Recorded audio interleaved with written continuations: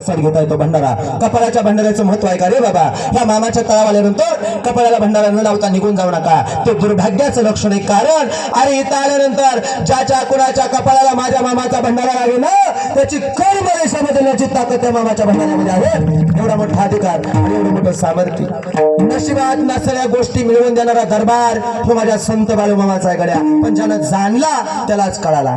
पहिली गोष्ट भंडारा कपाळाचा, आणि दुसरी गोष्ट म्हणजे आरतीनंतरचा महाप्रसाद. मामा बघा त्याचं बी शास्त्र असं आहे, जो कोणी बाळूमामाच्या तळावरचा कीर्तनाने आरतीने पवित्र झालेला प्रसाद सेवन करेल, बघा जो कोणी माझ्या बाळूमामाच्या दरबारातला महाप्रसाद सेवन करेल ना, त्याच्या अंगात कुठली रोगराई असू द्या, कुठलीही बाधा असू द्या, ती नष्ट करण्याची ताकद मामाच्या प्रसादामध्ये आणि भंडाऱ्यामध्ये आहे. एवढा मोठा अधिकार आणि एवढं मोठं सामर्थ्य मामाच्या भंडाऱ्याचं. पहिली गोष्ट म्हणजे मामाने भंडारा चालू केला, आणि दुसरी गोष्ट भूतबाधा थांबवला. बहुतेक आदमापूरला गेलेले कोण कोणी जरा हातवर करा बरं. आदमापूर, हा तिथून पुढे बघा मेतक्याला गेलेले कोणी, मेतक्याला त्यांनी हातवर करा. मेतक्याला गेलेले मेतके, मेतके हातवर करा. मेतके लोक म्हणताले इष्टी आली का काय?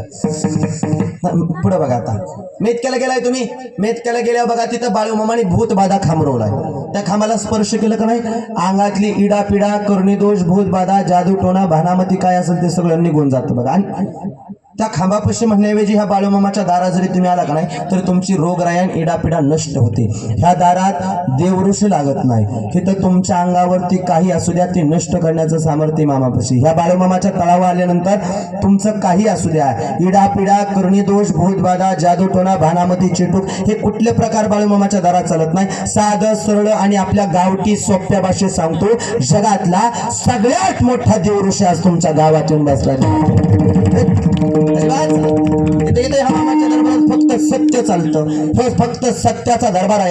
या दरबारामध्ये सत्याचा विजय होतो, हे अन्याय करणाराचा नाश होतो. कारण बाळूमामा देव जेवढा चांगला या तेवढा वाईट या. कारण मामाने सांगितलंय, जो कोणी माझा भक्त या त्याला मी लोण्याचा गोळा या, आणि जो माझ्या भक्ताच्या विरोधात जाईल आणि जो कोणी माझ्या कार्याच्या विरोधात जाईल त्याला हा बाळूदंगर खैराचा इंगळ या, खैराचा इंगळ अशा. म्हणून बाळूमामाला जेवढं तुम्ही संत म्हणता, म्हणून मी जुपीला काय सांगितलं, बाळूमामा संत आहेत पण संत नाहीत. संत आहेत पण संत नाहीत. बघा कळलं तर मामाने सांगितलं ह्या दरबारात आलाय भूतबाधा खांबरवला म्हणजे काय, तुमच्या अंगातली इडापिडा नष्ट करण्याकरता. आता भूतबाधा खांबरवला म्हणजे मेतक्यात गेल्यावर कळलं तुम्हाला तिथं कसं असतंय ते. तो सामान्य नाही. हा भूत अंधश्रद्धेमध्ये मोडत नाही. मध्ये पाठीमागच्या तळाव त्या दिवशी मी महाराज सांगितलं जगामध्ये भूत असतं, ते तसं झालं. एक पूर्व कीर्तन झाल्या माझ्या पशाला, ते म्हणले महाराज तुम्ही कीर्तनात सांगितलं भूत असतं. म्हणलं होय गड्या. ते म्हणला अंधश्रद्धा आहे ती, कुठं भूत असतं होय, मग दिसलं पाहिजे की. त्याला म्हणलं तुला हवा लागते का? म्हणला होय की. श्वास घेतोय की? म्हणलं हवा लागते. म्हणलं हो. मग म्हणलं हवा कुठं आहे रे? ते म्हणला बुवा ते काय दिसत असते. म्हणलं भूताचं बी तसं असतं. ते असतं पण दिसत नाही. तो एक जीव या, तो मायावी जीव आहे, तो काय दिसत असतो होय तेव्हा ती आत्मा या. मी पाया पडून सांगतो, आता सध्या म्हणाल तर जगात भूत आहे. पुरावा देऊ का त्याला? जगात भूत नसतं तर बाळूमामाने भूतबाधा खांबरवला नसता. जगात भूत नसतं, बाळूमामाने भूत काढून 120 रुपये कमवलेला बरोबर आकडा सांगितला, म्हणून गुरु मुळे महाराजांची प्राप्ती झाली नसती. जगात भूत नसतं, पंढरपूरच्या पांडुरंगाला भूत मोठे जबरबाय म्हटलं नसतं.